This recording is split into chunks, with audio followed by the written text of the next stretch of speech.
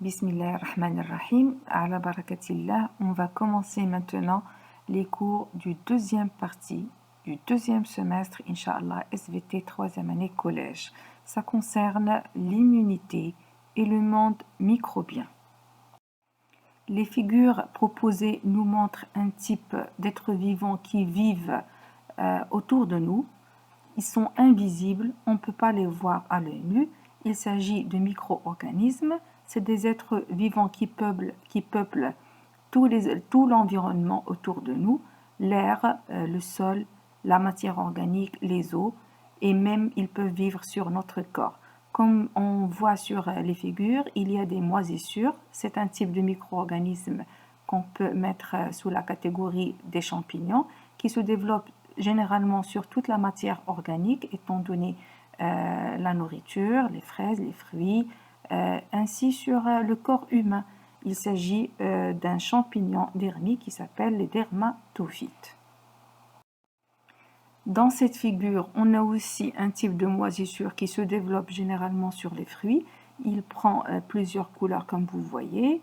Ils peuvent être blancs, noirâtres un petit peu, ou bien bleus, ou bien blancs. Blanc, bleu et noirâtre aussi. Dans la figure à gauche, on a une culture microbienne qui se fait généralement dans les laboratoires scientifiques.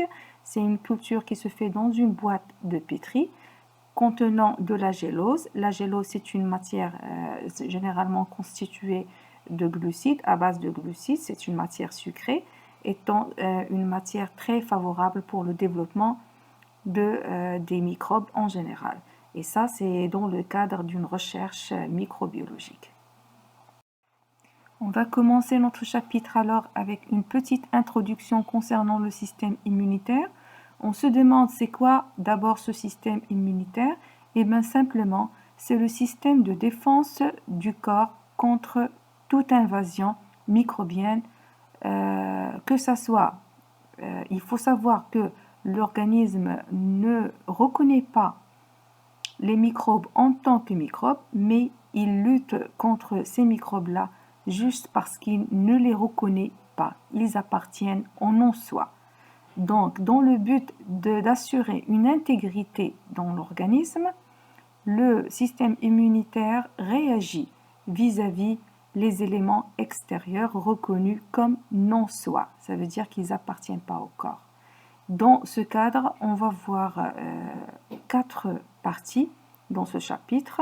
La première partie va concerner les différents micro-organismes envers lesquels le corps réagit. Et on va aussi voir l'impact de chacun sur le corps.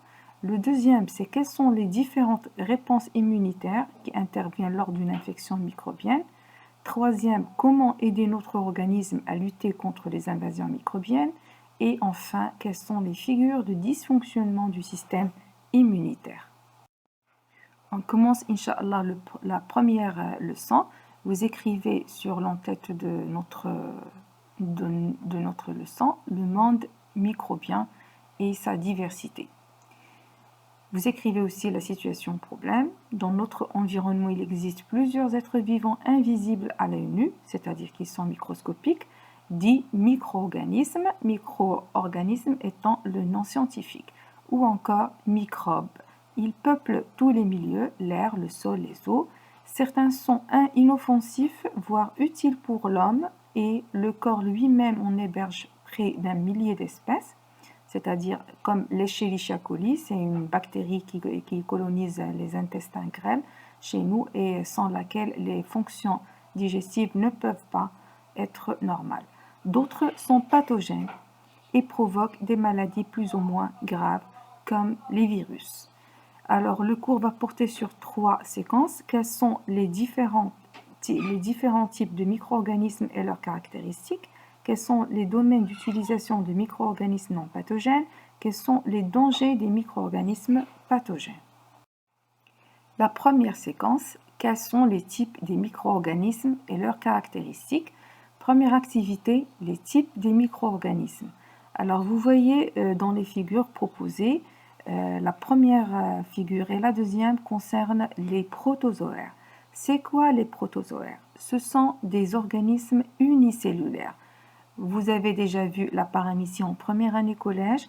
Il s'agit d'un être vivant unicellulaire constitué d'une seule cellule qui contient bien sûr le noyau et le cytoplasme. Elle est entourée par des cils qui permettent à la paramécie de se déplacer au milieu où elle vit. L'amibe à côté juste de la paramécie, on trouve l'amibe. L'amibe, c'est aussi un protozoaire unicellulaire, mais au lieu des cils, elle possède des pseudopodes. Ça veut dire quoi, pseudopodes? Pseudo, c'est-à-dire imaginaires, qui ne sont pas réels. Podes, ce sont les pieds. Donc, ce sont des faux pieds avec lesquels elle se déplace grâce à la membrane cytoplasmique. Alors, les protozoaires, ça c'est le premier type des micro-organismes. Le deuxième type, comme vous voyez, c'est les champignons microscopiques. Il y a deux types de champignons. Il y a les champignons sous forme de moisissure, par exemple, et qu'on peut trouver sur toute matière organique. Il y a le deuxième type de champignons, c'est les levures qui ont une forme un peu arrondie, tout à fait différente des moisissures. Le troisième type, il s'agit des bactéries.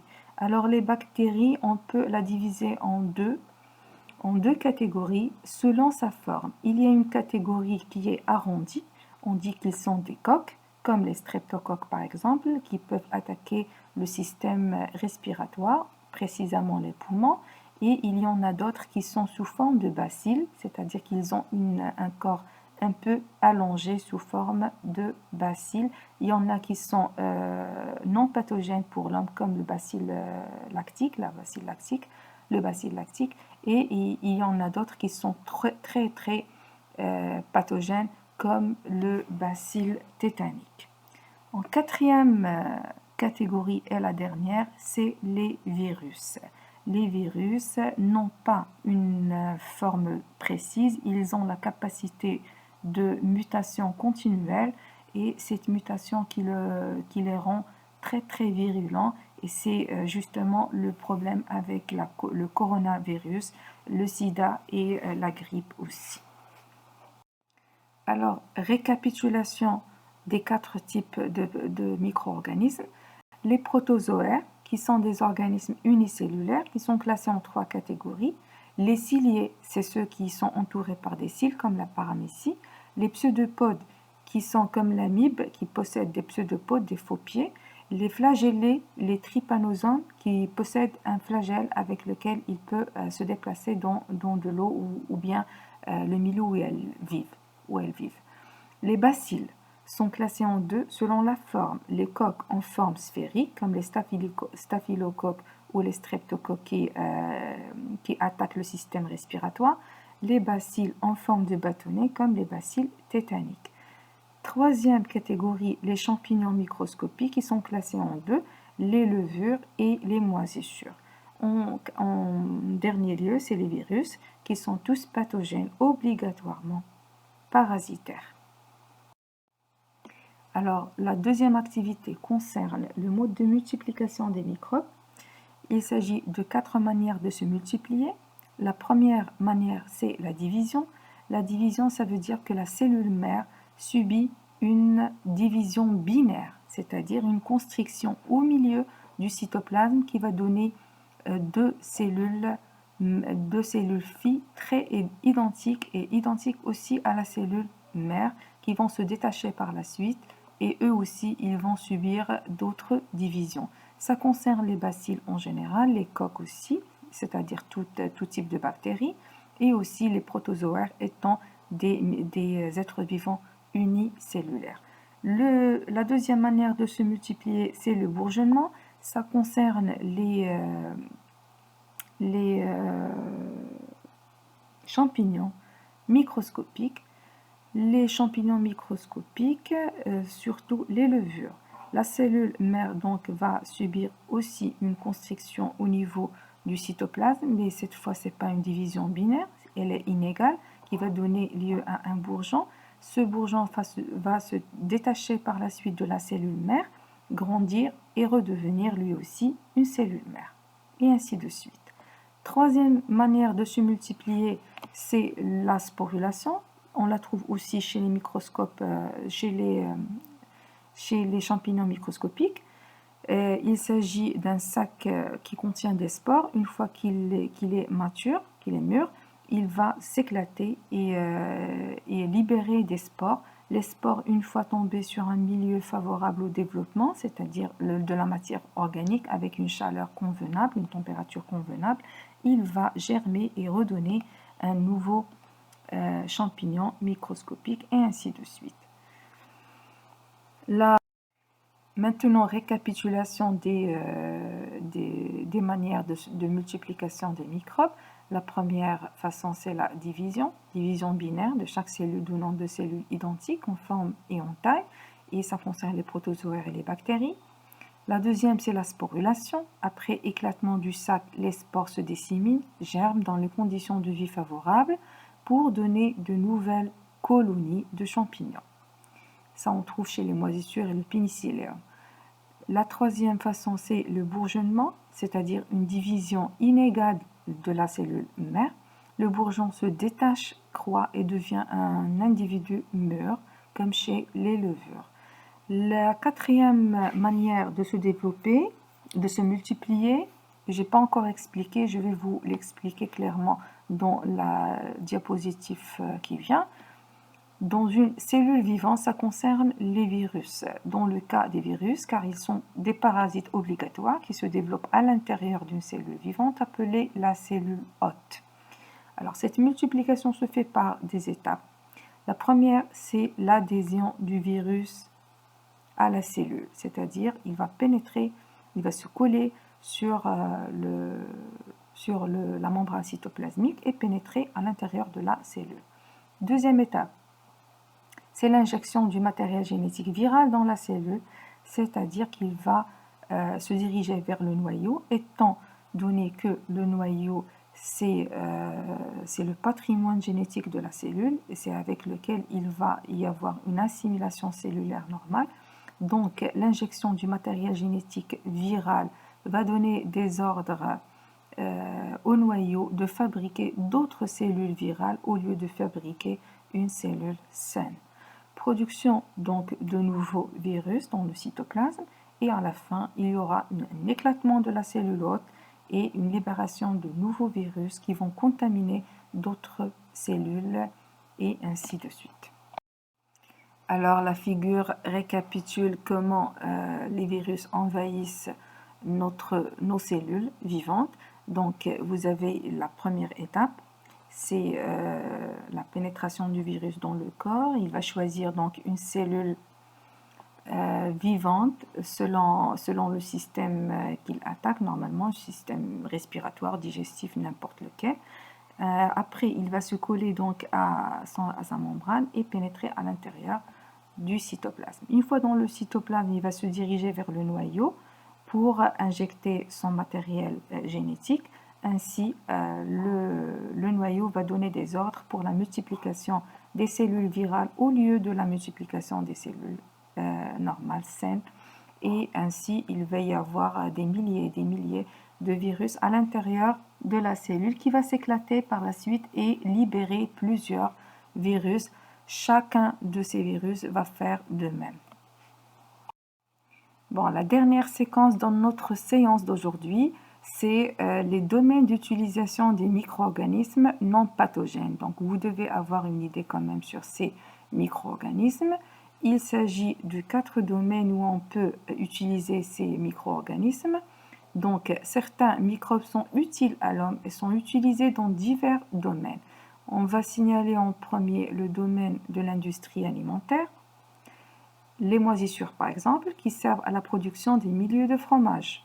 Les levures pour la fabrication du pain. Les bactéries lactiques ou appelées encore lactobacilles qui transforment le lait en yaourt. En quatrième, c'est les bactéries qui sont exploitées dans la fabrication des boissons alcoolisées et du vinaigre, par exemple, et qu'on peut utiliser aussi dans la fermentation. Dans le domaine de l'industrie pharmaceutique, bon, je vous ai expliqué déjà le pénicillium dont on peut extraire la pénicilline qui est une matière utilisée dans les médicaments, surtout les antibiotiques. En deuxième, il y a certaines bactéries qui sont utilisées pour la fabrication aussi des hormones comme l'insuline. Dans le domaine agricole, il y a certaines bactéries qu'on appelle rhizobium qui transforment l'azote aérien en nitrate pour enrichir le sol. Et donc là, c'est dans le domaine agricole.